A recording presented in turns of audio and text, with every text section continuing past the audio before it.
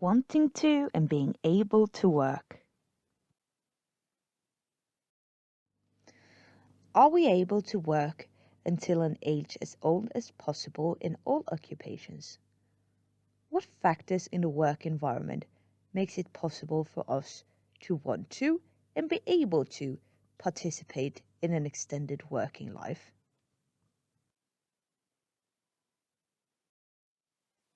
When working to make working life sustainable for all ages, it's useful to reflect on being able to and wanting to participate in working life. Just because an individual is able to participate in working life, it does not mean that they want to, and vice versa. In a conducted study, 54% of respondents stated that they thought they could participate in working life until 65 years of age or older. However, only 38% of respondents stated that they wanted to participate in working life until 65 years of age or older.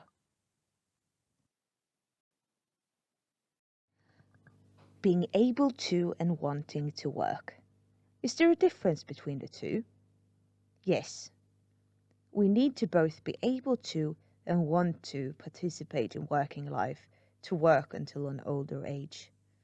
Because just being able to do something does not mean wanting to do it and vice versa. As you can see in the diagrams, based on a survey with 11,902 respondents, 43% stated that they could work until 65 years of age or longer, but only 22% stated that they wanted to work until 65 years of age or longer. So, there's an apparent difference between wanting to work and being able to work in an extended working life. Well, you might think, what differences are there between wanting to and being able to work? What associates with wanting to and being able to work after 65 years of age? That is what we were wondering, and therefore conducted analysis to examine this.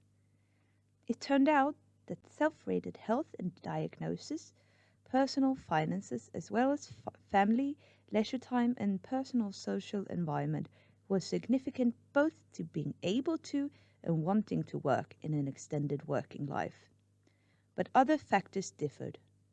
What was above all associated with being able to work after 65 years of age were the mental environment, the physical working environment, as well as working hours, work pace, and time for recuperation, but also competence, knowledge, and development opportunities.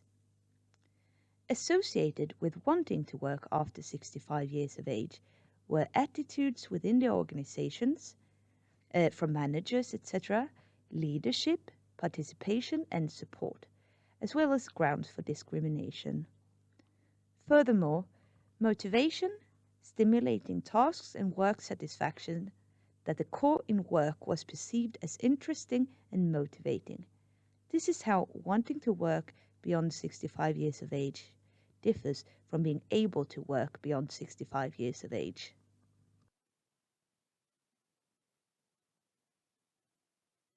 In order to examine further what it means to be able to and want to participate in working life, participants of a study were divided into three different groups.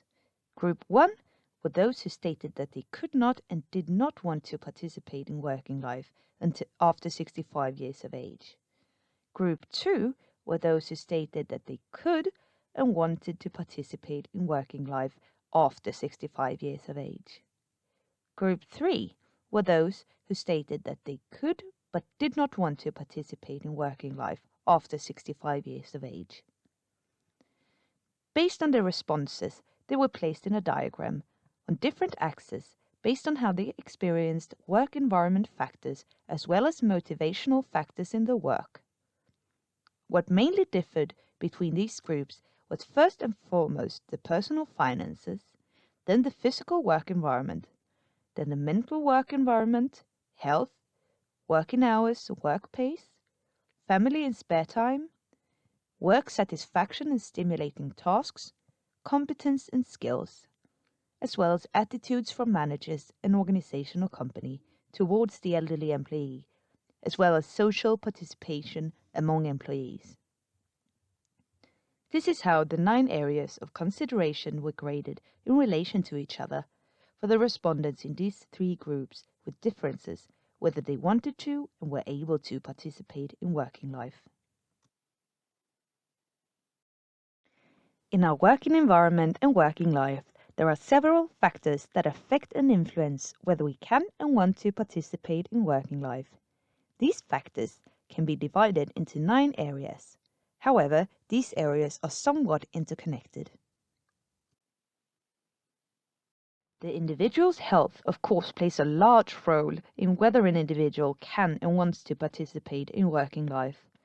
Both individuals' self-rated health, in other words, their own experience of well-being, as well as diagnosis, functional variations and injuries that the individual may have, are significant to whether the individual can and wants to participate in working life. The physical work environment that the individual is situated in, tear, workload, accidents and risks that the individual is exposed to through their physical work environment is of importance to whether an individual wants to and is able to participate in working life. The mental work environment, in other words, the stress, demand and control and threats that the individual is subjected to in their mental work environment, affects whether an individual is able to and wants to participate in working life. Working hours, work pace and time for recuperation. What work hours we have, if it's full or part-time, night shifts or day shifts, as well as work pace, whether it is too high or too low, as well as time for recuperation between and during work shifts, so that we have sufficient breaks during a day at work, all affects whether an individual can and wants to participate in working life. Finances are important to whether we can and want to participate in working life. We want to be rewarded for our efforts and be able to afford our bills, costs for living, food, leisure activities, etc. Therefore, the personal financial situation is important to whether we can and want to participate in working life.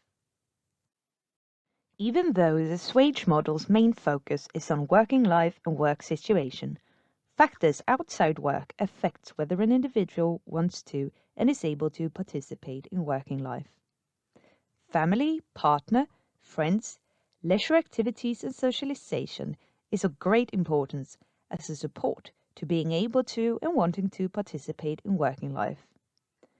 Factors that may affect participation in working life are, for example, taking care of children or an elderly parent. When the partner plans to retire affects when I want to retire, since many couples plan their retirement together. Furthermore, when friends and social acquaintances plan to retire, what leisure activities the individual has outside work, etc. Attitudes within the organization or enterprise are important to whether an individual can and wants to participate in working life. The social support the individual receives at work from managers and co-workers, whether the individual experiences social inclusion and social support, whether the individual is subjected to disregard and discrimination, for example ageism, but also all other grounds for discrimination. The manager's support in these topics is of great importance. What also affects whether an individual wants to and is able to participate in working life is the experience of work satisfaction, the experience of stimulation in work, whether work activities and tasks make the employee experience self-fulfillment, that individual experience the core of their work and work tasks as meaningful and important. Furthermore, an individual's competence, skills, knowledge and development are crucial. Whether an individual receives competence development throughout working life, that they stay employable through development, that everyone, despite of age, has the opportunity to join in new projects and competence development, so that enterprises and organizations Do not disregard elderly employees by not permitting them to receive the same opportunities to learn new things and develop their competence, since this can make an employee feel that they do not have the right skills and competence to participate in working life. All these 9 areas are of importance to whether we can and want to participate in working life. That is, health, physical work environment, mental work environment, working hours, work pace and time for recuperation, financial incentives and circumstances, family and leisure time, attitudes from managers and organizations towards elderly employees, motivation and work satisfaction, skills and competences. As you can see, these 9 areas correspond to different age definitions. Self-rated health, diagnosis, physical work environment, mental work environment, and work hours, work pace, and time for recuperation relates to biological aging. Financial incentives and circumstances is the only area that actually relates to chronological age, which the pension system is based on. Personal social situation with partner, family, and leisure activities, as well as attitudes from managers and organizations, social support from managers and co-workers, relates to social age and how we are perceived in a social situation. The mental age relates to competence, skills, and possibility of learning new things, memory, motivation, and experience of self-fulfillment, stimulating work tasks, and experienced work satisfaction when executing work tasks. All these age definitions and all 9 areas that affect whether we can and want to participate in working life must be considered and included in the attempt of making working life sustainable for all ages. These 9 different areas determine whether an individual can and wants to work, and they are all represented in the Swage model. Now, take a moment to consider and reflect on what makes you able to work and what makes you want to work.